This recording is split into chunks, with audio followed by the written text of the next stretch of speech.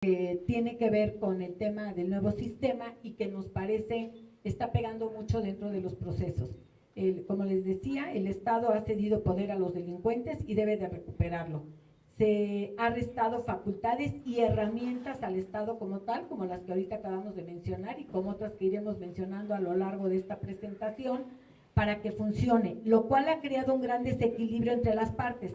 Esto nos lleva al colapso del sistema de procuración y administración de justicia, creando una gran impunidad.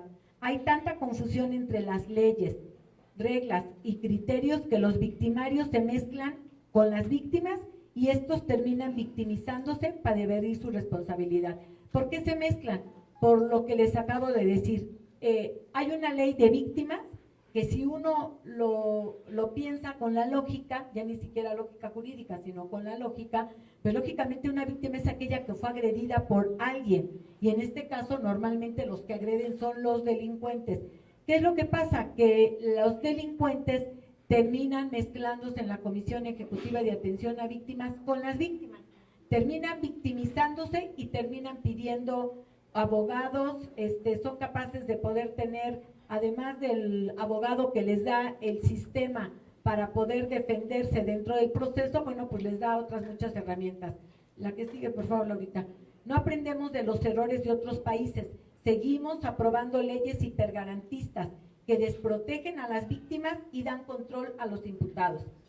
Como el propio fiscal de Colombia, Néstor Humberto Martínez, afirmó en el acto que celebraron de los 25 años de la Fiscalía, diciendo: el sistema penal acusatorio, esto lo dijo el fiscal de Colombia, el sistema penal acusatorio empieza a colapsarse. Ha mandado un mensaje equívoco. Los delincuentes deben entender que por encima de sus garantías están los de la sociedad. Y eso es lo que hoy estamos solicitando en nuestro país. No queremos que las garantías de un imputado o de un delincuente quien viola la ley esté por arriba de la sociedad. Eso es un error que lo estamos pagando y se está incrementando la delincuencia. Para muestra basta un botón. Los policías no pueden entrevistar cuando el código de procedimiento, el código penal único sí habla de entrevista y la propia Constitución habla de que el policía puede entrevistar y esto el código lo prohíbe. En este sistema prácticamente tendrían que tener un abogado y acompañar a cada uno de los policías en el momento de la detención. Si el acusado se niega a declarar ante un juez, todo lo que haya dicho antes no puede ser utilizado en juicio, incluso si la declaración la realizó ante un juez de control. Díganme si esto no es proteccionismo para los delincuentes. Indudablemente que sí. Si tú ya declaraste algo ante un juez de control, no puedes después retractarte y decir, esto no quiero que lo metan, porque entonces les das todas las facilidades, repito, para la impunidad. En el caso de tortura, que lo estamos viendo de manera reiterada, no se realiza una investigación integral con todos los elementos para poder determinar una posible tortura. A las víctimas del delito ni siquiera se les da participación. ¿Por qué decimos que no hay una investigación integral? Porque hoy se están basando únicamente en hacer examen médico y psicológico. Y eso no es el protocolo de Estambul. Y eso es lo que queremos que ustedes, los medios de comunicación, entiendan. El protocolo de Estambul tiene muchísimas etapas. Tiene que entrevistar a quien dice que la torturó. Tiene que darle derecho de audiencia a quien la persona que dice torturó. Tiene que darle audiencia a la víctima del delito para ver qué pruebas puede aportar ella. Y tiene que además ser conducida por una autoridad. Y los peritos, fíjense lo que dice la ley y también el ámbito internacional, deben de ser independientes y además por una autoridad. ¿Y hoy qué estamos viendo? Que se abrió el código a que cualquiera puede contratar, como lo hizo el Chapo Guzmán, puede contratar su perito y que le dijo, sí, a ti te torturaron psicológicamente. Señores, todo el mundo lo sabemos, el que paga manda. Entonces, si yo compro un perito, si yo le digo al perito, hazme un perito, pues va a salir a mi modo. Esas es las barbaridades que estamos llevando a cabo en el nuevo sistema de justicia penal y que no se acaba de entender por qué no se puede hacer. Se están basando solamente, les decía, en el dictamen y no hacen una verdadera investigación. pero además tenemos que tener claro que el protocolo de Estambul, además de tener varios capítulos, varias etapas, es una prueba irrepetible. Es decir, tú no puedes estarle practicando a una víctima de tortura o de una supuesta tortura, no puedes estarle practicando el protocolo en varias ocasiones. Y por desgracia, hoy los huevos están siendo al gusto, es decir, se los practican las veces que quieren, y eso no puede ser así. El protocolo solo debe de hacerse una sola vez, y por eso les decimos, el protocolo de Estambul no se cumple. Aquí tenemos un caso que se vivió en Michoacán. Dice, están fallando en la manera de determinar si existe o no tortura. Se está basando solamente en el dictamen, que era lo que yo les decía, y no se cumple. Es que está repetido, disculpen. A ver, aquí tenemos el caso de Michoacán, ya Laurita, por favor, si me lo pones. Este caso de Michoacán, les vamos a dar toda la información, pero les quiero platicar brevemente en qué consiste.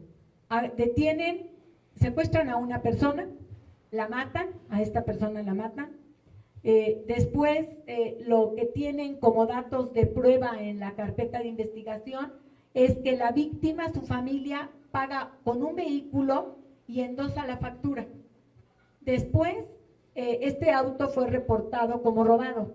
Detienen a un posible secuestrador en ese vehículo, lo detienen y lo llevan a declarar. Un día antes, había estado este mismo individuo declarando en otra carpeta de investigación por extorsión. Es decir, un día antes declaró por extorsión y se fue a su casa. Al otro día es detenido porque le detectan este vehículo robado, y el señor lo que argumenta es, a mí me detuvieron 24 horas antes. El MP presenta en qué declaración había rendido un día antes y que él se había ido a su casa, y demuestra ante el juez que efectivamente él había estado involucrado en un tema de extorsión. Bueno, el colmo es que a pesar de haberlo agarrado con un vehículo que él dice que es de él, porque a él se lo endosaron, y había una declaración anterior de la víctima en la que había hecho constar que le había pagado parte del rescate con este vehículo, de todas maneras el juez lo deja libre. ¿Y saben por qué? Porque un médico de la Secretaría de Salud, que ni siquiera tiene la preparación para hacer un protocolo de Estambul, porque no tiene ni idea cómo hacer un protocolo de Estambul, pone que fue torturado psicológicamente. Y entonces, como fue torturado psicológicamente, pues lo dejan libre. Esas son las inconsistencias que hoy estamos teniendo en el nuevo sistema de justicia penal.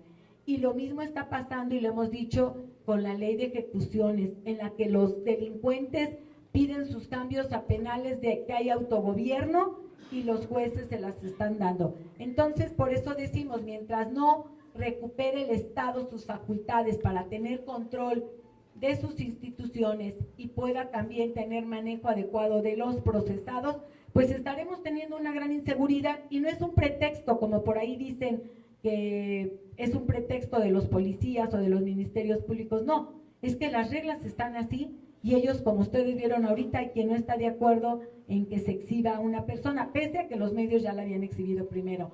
Ese es el debate que hoy se está dando, y ojalá que este debate se lleve ante quien debe de ser, que es la Cámara de Diputados y de Senadores, aunque sabemos que ahorita están muy ocupados en otras cosas, pero mientras no arreglemos todas estas inconsistencias en la ley de tortura, en la ley de ejecución penal y en el código, estaremos teniendo delincuentes que dan la puerta giratoria, que entran y salen como Juan por su casa. Pues de nuestra parte es todo. No sé si alguien tenga alguna otra pregunta. Aquí tengo una, señora. Sí, dígame.